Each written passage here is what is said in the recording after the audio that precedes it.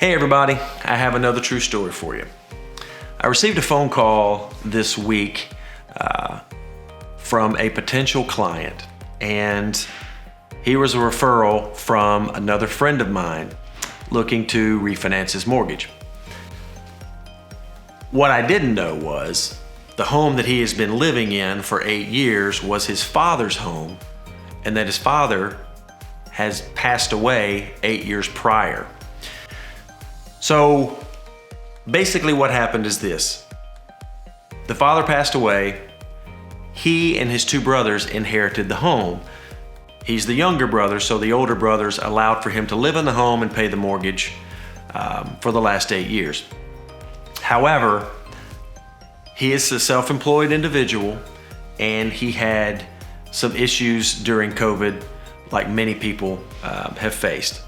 His servicer contacted him and asked him if he had been affected by COVID, which obviously he had and his income had. So they also asked him if he was okay if they put him into a forbearance plan, and he obviously agreed in order to not have to make mortgage payments for 12 months. Well, what has happened is it's now time for him to come out of the forbearance plan, and in order to come out of a forbearance plan, the servicer has to overnight documents to him, and they have to be signed and notarized and sent back to the servicer.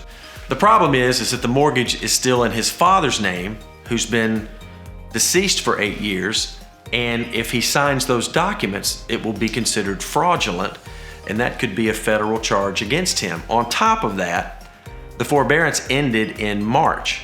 So July 1st of this year, the property goes into foreclosure. So after several conversations with him, we were able to help him. We had Renaissance Bank do a home equity line for him to pay off the mortgage and get a note in his name.